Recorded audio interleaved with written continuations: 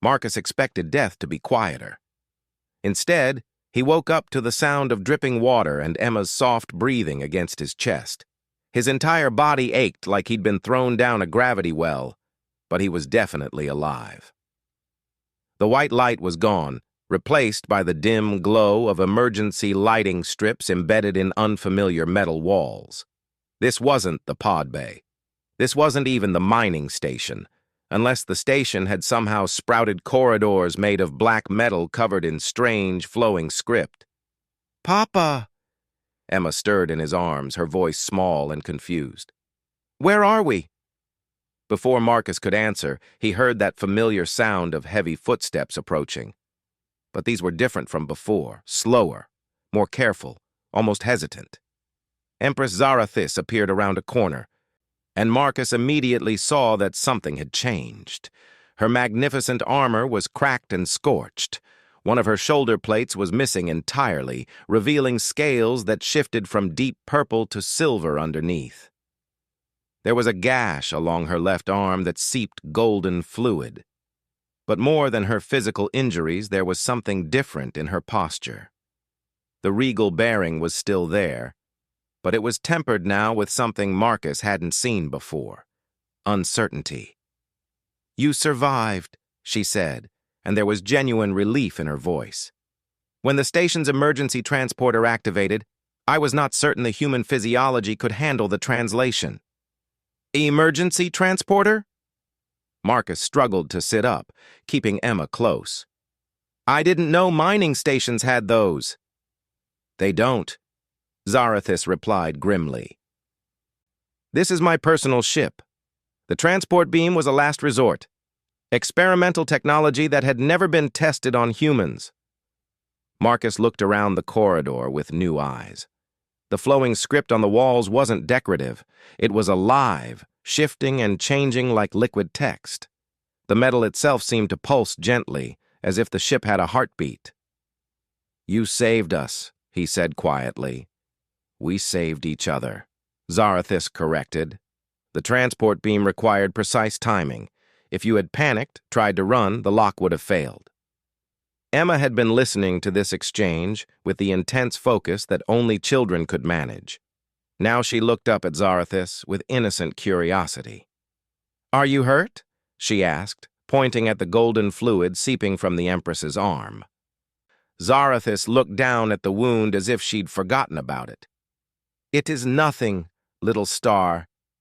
Mama always said we should take care of hurts," Emma replied solemnly. "Even little ones can get big if you don't." The Empress stared at the child for a long moment.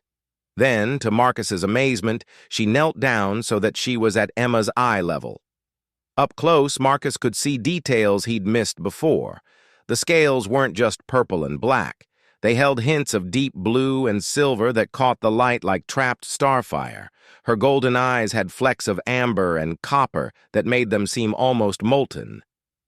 "Your mama was very wise," Zarathis said gently. "What was her name?" "Sarah," Emma replied. "She died when the rocks fell down in the mine, but Papa says she watches over us from the stars now." Marcus felt his throat tighten. Emma had never talked about Sarah's death so matter-of-factly before. Maybe nearly dying themselves had given her a different perspective on loss. Zarathis nodded solemnly. "Then she watches over you still, even here." The ship shuddered slightly around them, and the Empress's expression darkened. She stood and activated a holographic display that materialized in the air between them. Marcus saw a tactical readout that made his blood run cold. 7 draconian warships were pursuing them through hyperspace. Their own ship, which looked tiny in comparison, was barely staying ahead of the fleet. "My own ships hunt me," Zarathis said bitterly. "Admiral Korath has declared me dead and assumed command of the fleet. By rescuing you, I have been branded a traitor to the Empire." Marcus felt a chill that had nothing to do with the ship's atmosphere. "Because you saved humans?" "Because I chose mercy over duty," she replied. "In draconian society, such weakness cannot be tolerated." "That's not weakness," Marcus said firmly. That's strength. Zarathis looked at him with something like surprise. Your species has a curious way of defining strength.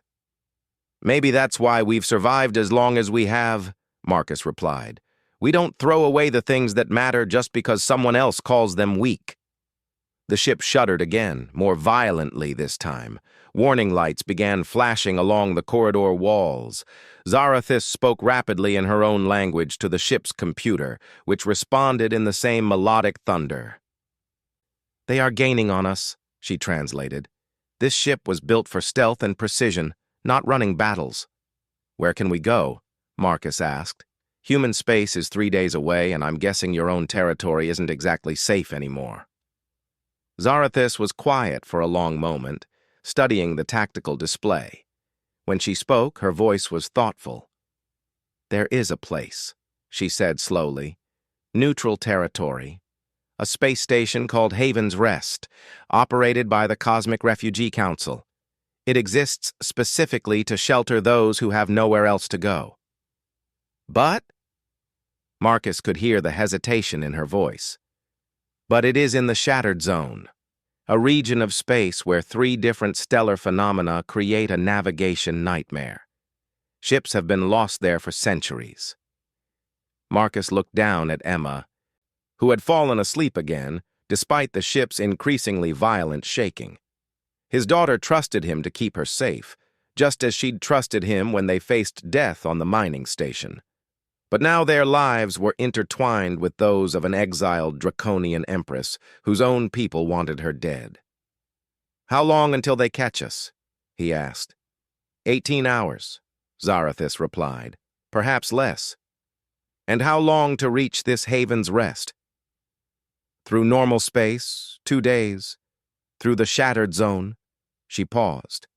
4 hours, if we survive the journey. Marcus made his decision. Then we go through the Shattered Zone. Zarathis stared at him.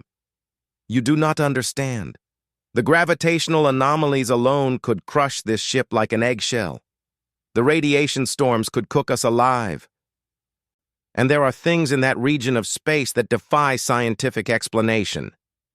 But there's a chance we'd make it. A small one. Marcus looked at the tactical display showing their pursuers growing closer. Smaller than the chance we have if we keep running in normal space? Zarathis followed his gaze. After a moment, she nodded grimly. You are correct. The Shattered Zone offers the only possibility of escape. The ship lurched again, and this time Marcus heard the distinctive whine of weapons fire. The pursuit was getting closer. There is something you should know, Zarathis said, as she began entering new coordinates into the ship's navigation system. If we enter the Shattered Zone, we will be committed to the path. The same phenomena that make it difficult for ships to navigate also make it impossible to change course once you're inside. We'll be trapped together, Marcus realized. For better or worse, the Empress agreed. Emma stirred in Marcus's arms, waking up as the ship began to turn toward their new destination. She looked around with sleepy confusion before focusing on Zarathis. Are we going somewhere new? She asked. Yes, little star, the Empress replied. Somewhere very dangerous, but also somewhere we might be safe. Emma considered this with the seriousness that children brought to important questions. Will you be with us? Yes, Zarathis said firmly. I will be with you. Then it'll be okay, Emma declared as if that settled everything. Marcus felt something shift in his chest. For the first time since Sarah's death, he wasn't facing the universe alone. He had an ally. More than that, he had someone who had already proven she would risk everything for his daughter's safety. The fact that this ally was a 7-foot-tall dragon-like alien warrior didn't seem to matter to Emma. Children, Marcus reflected, sometimes had a clearer view of what was important than adults did. The ship's navigation system chimed, and Zarathis spoke a command in Draconian. The stars visible through the corridor's viewports began to shift as they changed course. Jump to hyperspace in 30 seconds, she announced. Once we enter the shattered zone, the journey will take 4 hours, but those may be the longest 4 hours of our lives. Marcus stood up, still holding Emma. Whatever happens, I want you to know what you did back there, staying with us instead of fleeing. That meant something. Zarathus met his eyes. Your species fascinates me, Marcus Chen. You find meaning in the strangest places. Maybe, Marcus replied, but maybe that's not such a bad thing. The hyperspace countdown reached 10 seconds. Through the viewports, the normal stars were replaced by the swirling, chaotic energies that marked the edge of the shattered zone. Colors that had no names danced across space like aurora made of liquid starlight. 5 seconds, Zarathus announced. 4, 3, 2. The ship jumped. Reality twisted around them like a kaleidoscope made of broken glass and crystallized time. Marcus felt his stomach try to turn itself inside out as the ship's inertial dampeners struggled to compensate for gravitational forces that changed direction every few seconds. But through it all, Emma slept peacefully in his arms. And standing beside them, her golden eyes fixed on the impossible view outside, Empress Zarathus of the 7th Fleet began the strangest journey of her life. 4 hours to Haven's Rest. 4 hours to discover what happened when a human father and a dragon empress were truly trapped together, with nothing between them and the universe but a single ship, and the hope that compassion might be stronger than the forces trying to tear them apart. The shattered zone welcomed them with a roar of twisted space and broken physics. And somewhere in that chaos, 3 refugees began to discover that families could be forged from the most unlikely materials, even in the space between stars. The shattered zone lived up to its name. For 3 hours, Marcus watched through the viewports as reality folded and unfolded around them like origami made of lightning and broken time. Gravity pulled in 6 directions at once. Space itself seemed to breathe, expanding and contracting in rhythms that made his head spin.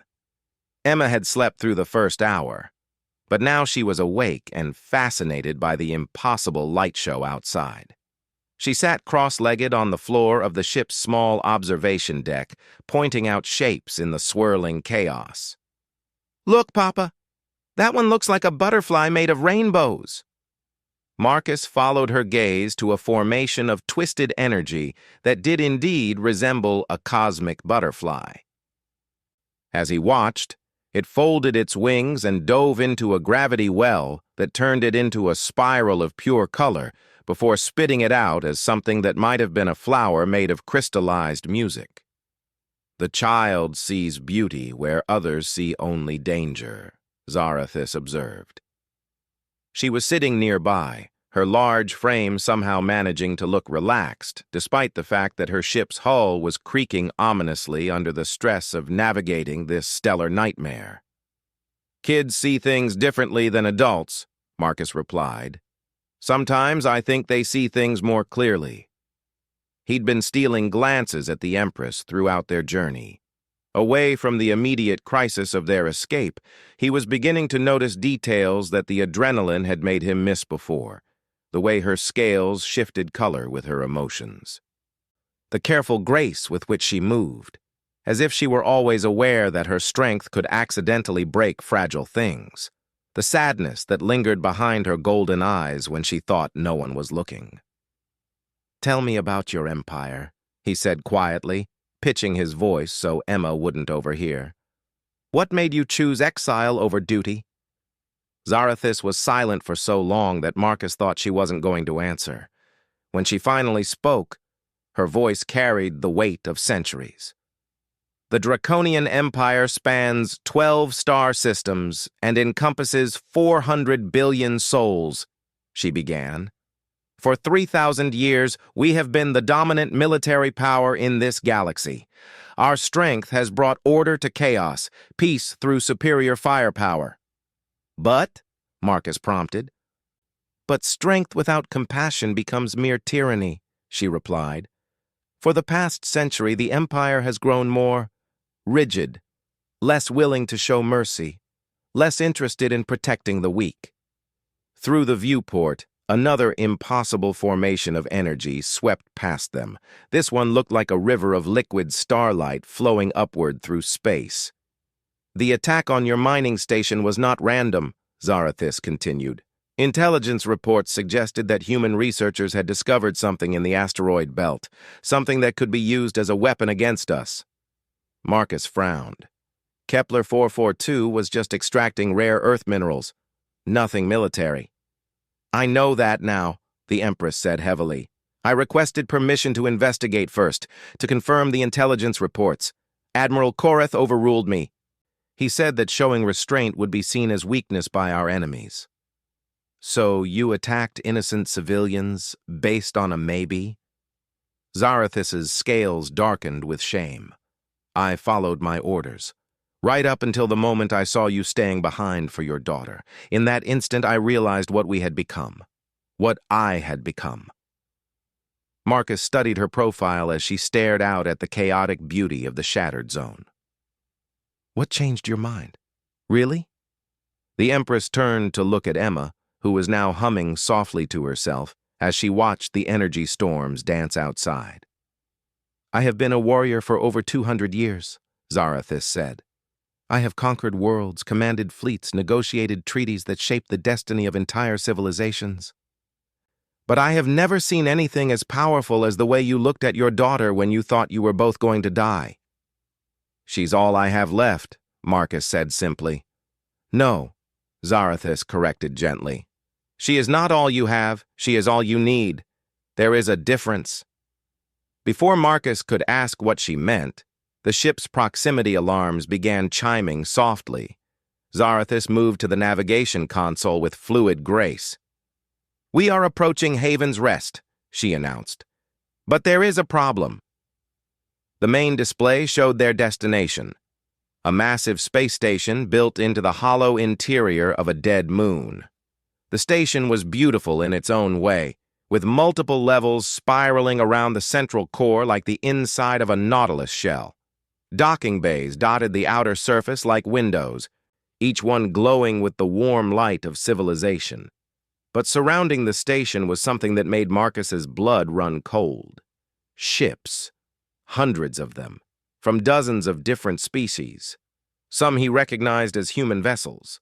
Others were clearly alien, with hull designs that hurt to look at directly. And moving among them, coordinating the chaos, were sleek, draconian patrol ships. They're already here, Marcus breathed. Admiral Koreth is thorough, Zarathis said grimly. He has blockaded every possible refuge in this sector. So, what do we do? The Empress studied the tactical display with the focus of someone who had spent centuries outthinking her enemies. Haven's Rest is officially neutral territory. The Admiral cannot attack it directly without violating a dozen interstellar treaties. But he can wait. Eventually, we would have to leave for supplies. Would have to? Zarathis smiled, and for the first time since Marcus had met her, the expression was genuinely predatory. Admiral Koreth has made one crucial mistake. He assumes I am still thinking like a draconian military commander. She began entering commands into the ship's communication system. Haven's Rest Station. This is the private vessel Star Whisper requesting emergency docking. We have refugees aboard, including a human child. The response came immediately, in accented galactic standard. Star Whisper, this is Haven's Rest Control. We show draconian vessels in the area. Are you in distress? Affirmative, Control. We are seeking asylum under Article 12 of the Cosmic Refugee Accords. There was a pause. Then, understood, Star Whisper. You are cleared for Docking Bay 94. Be advised that several parties have expressed interest in your arrival. Acknowledged, Control. Thank you. Zarathis cut the connection and turned to Marcus. Now comes the dangerous part. More dangerous than flying through a region of space that defies physics? Much more, the Empress replied seriously. Now we have to trust strangers. As their ship approached the massive station, Marcus could see other vessels moving aside to give them a clear path to the designated docking bay. Some of the ships were clearly military, their weapons systems powered but not targeting. Others looked like merchant vessels or private craft. All of them were watching. "Papa," Emma said suddenly, "why does everyone look so scared?" Marcus realized that his daughter was right. Through the viewports of the nearby ships, he could see faces pressed against the glass. Humans, aliens, creatures he couldn't identify, all of them watching their approach with expressions that ranged from curiosity to outright fear. "Because they've never seen a draconian empress ask for asylum before," Zarathis answered honestly. "In 3,000 years of Empire history, no member of the royal family has ever defected." "So you're famous?" "Infamous," she corrected. "There is a difference." The docking sequence was surprisingly smooth. Magnetic clamps secured their ship to the station's hull with gentle precision. Atmospheric seals engaged with soft hisses. The external airlock cycled, and suddenly they were connected to Haven's Rest. "Whatever happens next," Zarathis said as she gathered her damaged cloak around her shoulders, "remember that we are no longer enemies and allies. We are family. Families protect each other." Marcus felt something warm settle in his chest at those words. "Family," he agreed. Emma clapped her hands excitedly.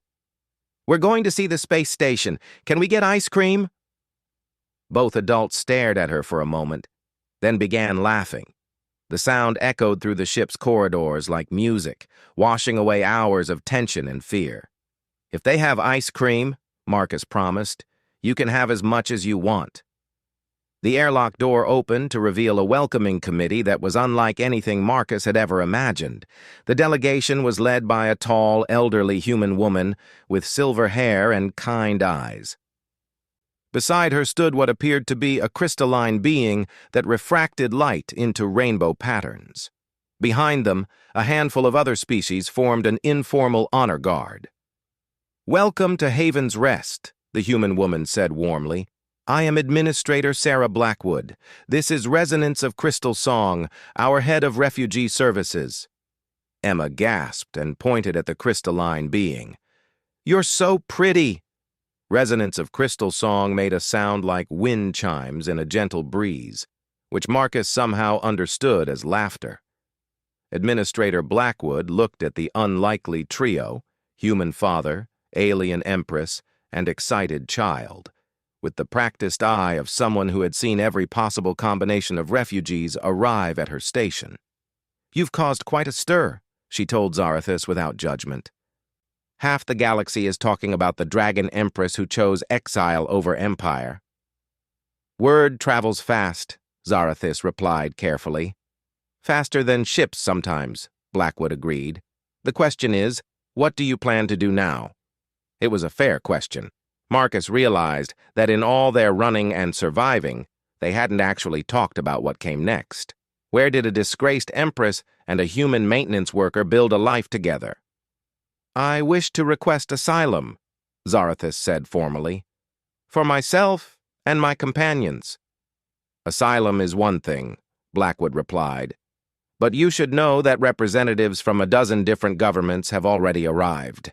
Everyone wants to talk to the draconian empress who chose mercy over military doctrine." "I am no longer an empress," Zarathis said firmly. "I am simply someone seeking a new home." "Papa," Emma tugged on Marcus's sleeve. "Can we stay here? I like the Crystal Lady." Marcus looked around the docking bay with its mix of refugees from across the galaxy. He saw families from dozens of species, all of them starting over, all of them choosing hope over despair. Children played together regardless of how many limbs or eyes they had. Adults shared food and stories, and the universal experience of loss and renewal. "What do you think?" he asked Zarathis quietly. The former Empress watched Emma skip over to Resonance of Crystal Song, who was creating small light sculptures in the air to delight the child. For the first time since Marcus had known her, Zarathis looked genuinely at peace. "I think," she said slowly, "that this is what I have been searching for my entire life without knowing it. A place where strength is measured by how well you protect those who cannot protect themselves." Administrator Blackwood smiled. "Then welcome home." 3 months later, Marcus was teaching Emma to play zero-gravity tag in Haven's Rest Recreation Deck 7 when Zarathis found them. The former Empress had adapted to civilian life with surprising grace. Her scales had brightened to their natural colors. Deep purple shot through with silver and blue. She'd taken a job in the station's engineering department, where her centuries of military technical knowledge made her invaluable for maintaining the complex systems that kept Haven's Rest running. "There is news," she said, settling onto the deck's observation platform with careful grace. "Admiral Koreth has been relieved of command. The Draconian High Council has issued an official apology for the attack on Kepler 442. Marcus caught Emma mid-float and pulled her close. "What does that mean for you?" "It means I have been officially pardoned," Zarathis replied. "I could return to the Empire if I chose, resume my rank and position." Emma's face fell. "You're leaving?" Zarathis reached out with one clawed hand and gently touched the child's cheek. "No, little star. I am not leaving. I am already exactly where I belong." She turned to Marcus. "The Council has also offered reparations to the families affected by the attack. They have established a scholarship fund in Sarah's name for the children of mining families." Marcus felt his throat tighten. 3 months ago, he'd been a maintenance worker struggling to raise his daughter alone. Now he was part of something larger. A family that spanned species and star systems, held together by the simple understanding that love was stronger than fear. "Zarathis," he said quietly, "thank you. For everything." "Thank you," she replied, "for showing me that true strength comes from choosing mercy when violence would be easier." Emma broke free from Marcus's arms and launched herself through the air toward Zarathis, who caught her with the reflexes of a trained warrior and the gentleness of a mother. "Group hug," Emma declared. And there, floating in the zero gravity of a space station built for refugees and outcasts, a human father and a dragon empress, and a little girl who saw beauty in chaos, became something that neither politics nor military doctrine could destroy. They became family. Outside the viewports, the shattered zone continued its eternal dance of impossible energies. But inside Haven's Rest, 3 souls who had found each other in the darkest moment of their lives proved that sometimes the most unlikely families were also the strongest. And in the years that followed, as Emma grew up to become a bridge between species and Marcus developed new technologies that helped refugees across the galaxy, and Zarathis used her knowledge to protect the defenseless, their story spread from station to station, system to system. It became the story that proved what humans had always known but had never been able to prove to the galaxy at large, that compassion was not weakness, but the strongest force in the universe, and that families, real families, were forged not from blood or species or convenience, but from the simple decision to choose love over fear, even when everything else changed around them. Marcus Chen had been running maintenance checks on the outer hull of mining station Kepler 442 when the universe decided to remind him how small he really was. The warning klaxons started wailing just as he finished welding a microfracture in the station's armor plating. Through his helmet's display, he watched in horror as massive ships materialized out of hyperspace, their sleek forms cutting through the void like predators emerging from deep water. The Draconian Imperial Fleet. Even a simple maintenance worker knew those distinctive crimson hulls and swept-back designs. What he couldn't understand was why they were here, at this insignificant mining outpost on the edge of human space. Kepler 442 extracted rare Earth minerals, nothing that would interest the galaxy's most powerful empire. Marcus's comm crackled to life. All personnel, immediate evacuation to escape pods. This is not a drill. Repeat, all personnel to escape pods. Station Commander Walsh's voice carried barely controlled panic. Through his suit's external cameras, Marcus watched the first volley of plasma fire lance out from the Draconian ships. The station's shields flared brilliant blue before failing completely. This wasn't a battle, it was an execution. He kicked off from the hull, using his suit's thrusters to propel himself toward the nearest airlock. Behind him, explosions bloomed across the station's surface like deadly flowers. The Draconians weren't even trying to board or capture anything. They were simply destroying everything. Marcus made it inside just as another plasma barrage tore through the section he'd been working on moments before. The airlock cycled, and he stumbled into corridors filled with screaming people running for their lives. Emergency lighting cast everything in hellish red shadows. "Papa!" Marcus spun toward the voice that meant everything to him. His 8-year-old daughter Emma came running down the corridor, her face streaked with tears. Behind her, Mrs. Patterson from the civilian quarters looked terrified. "I couldn't find you," Emma sobbed as Marcus scooped her up. "I thought the dragons got you." "I'm here, baby. I'm here." Marcus's heart hammered against his ribs. He'd lost his wife Sarah to a mining accident 2 years ago. Emma was all he had left in this universe, and he'd be damned if he'd lose her too. The station shuddered violently around them. Through the corridor's viewports, Marcus could see escape pods launching like seeds scattered on the wind. Most made it clear of the station before the next barrage arrived. Some didn't. "This way," Mrs. Patterson pointed toward Emergency Pod Bay 7. "There are still pods available." They ran through corridors that groaned and buckled under repeated plasma impacts. The artificial gravity fluctuated, sending them stumbling into walls. Emergency force fields had sealed off entire sections where the hull had been breached. Pod Bay 7 was chaos. 30 people crowded around 6 remaining escape pods, each designed for 4 occupants maximum. Station security was trying to maintain order, but panic made people desperate.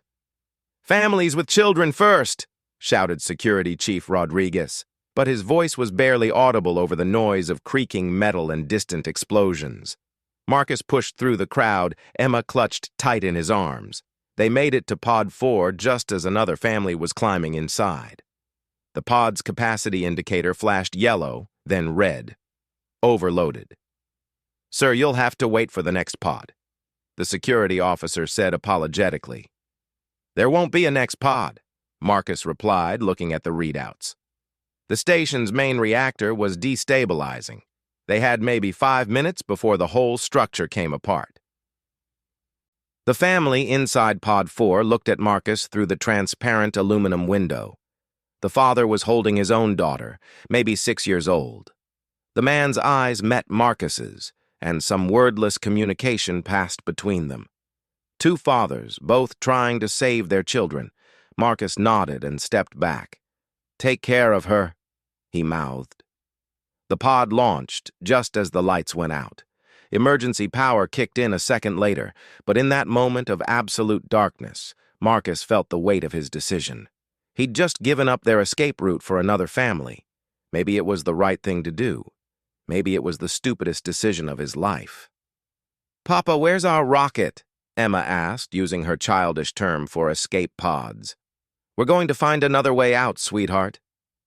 But as Marcus looked around the now empty pod bay, he knew there was no other way. The remaining pods had been damaged in the last attack. They were trapped on a dying station with a draconian fleet outside that showed no mercy. The station shook again, more violently than before. This time, the sound was different. Not the sharp crack of plasma fire, but something deeper, more primal. A roar that seemed to come from the station's superstructure itself. Then Marcus heard something impossible. Footsteps.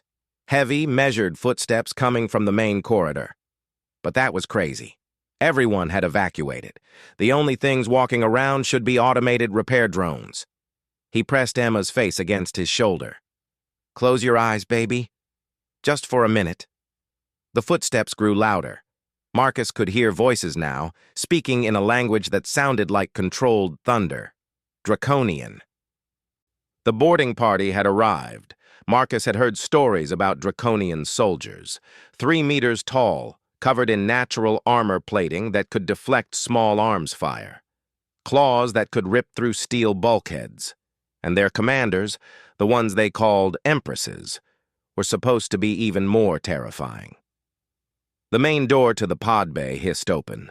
Marcus turned, putting himself between Emma and whatever was coming through that doorway. If they were going to die, at least he could buy her a few extra seconds. What walked through that door made Marcus's breath catch in his throat. She was tall, easily 2.5 meters, with scales that shifted between deep purple and black in the emergency lighting. Her face was angular, alien, with golden eyes that seemed to glow with their own inner fire. She wore armor that looked like it had been forged from starlight itself, and a long cloak that moved like liquid shadow. But what struck Marcus most was not her fearsome appearance. It was the way she moved, tired, almost defeated.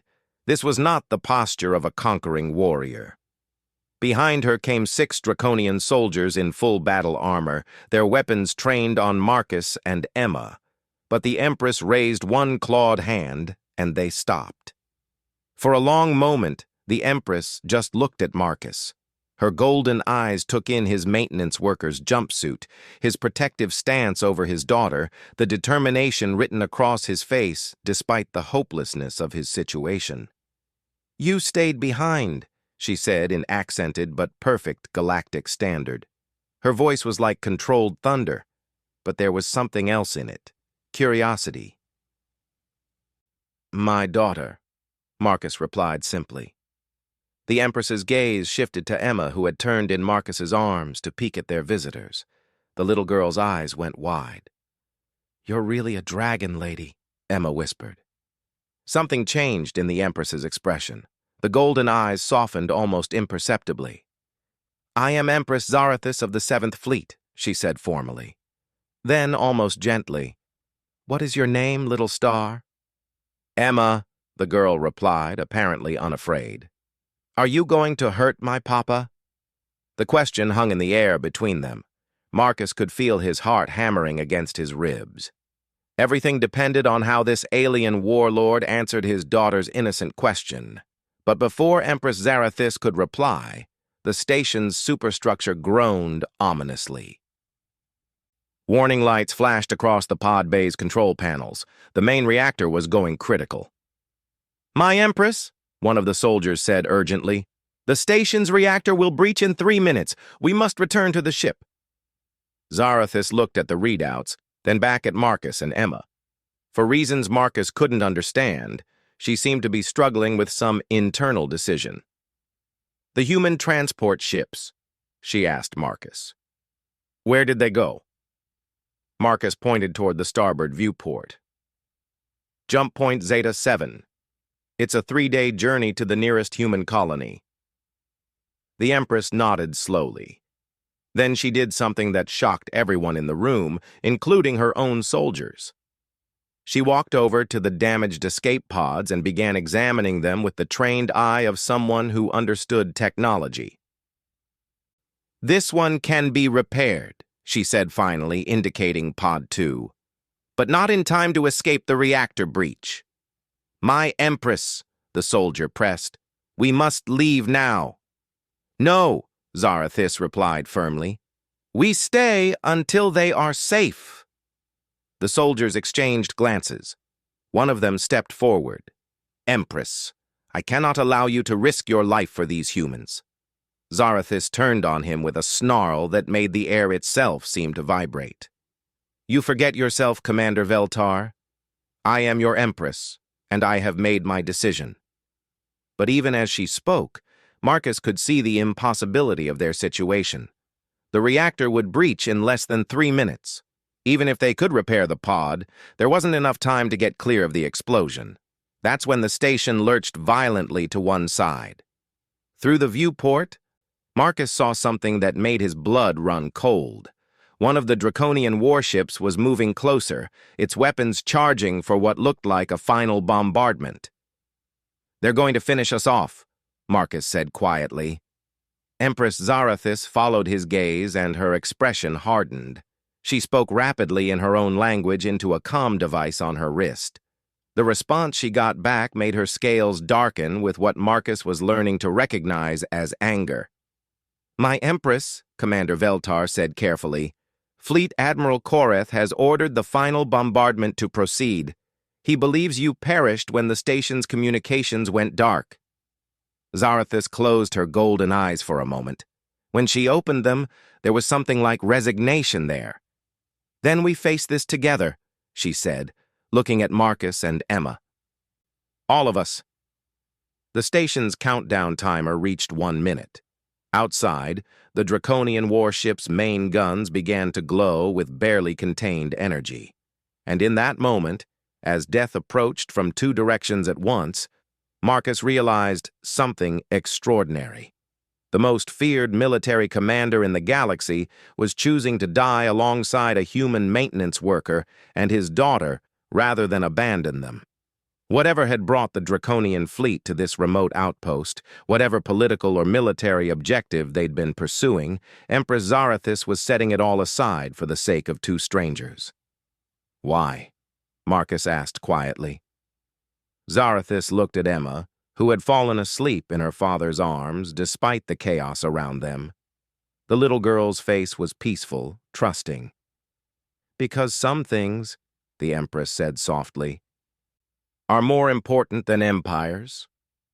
The countdown reached 30 seconds. The warship's guns reached full charge, and deep in the station's core, the reactor began its final catastrophic collapse.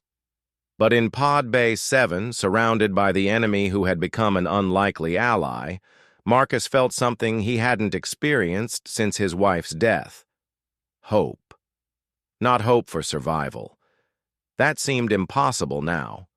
Hope that maybe, in this vast and often cruel universe, there were still creatures capable of choosing compassion over conquest, even if it killed them all. The timer reached 10 seconds. 9, 8, 7, and then everything went white.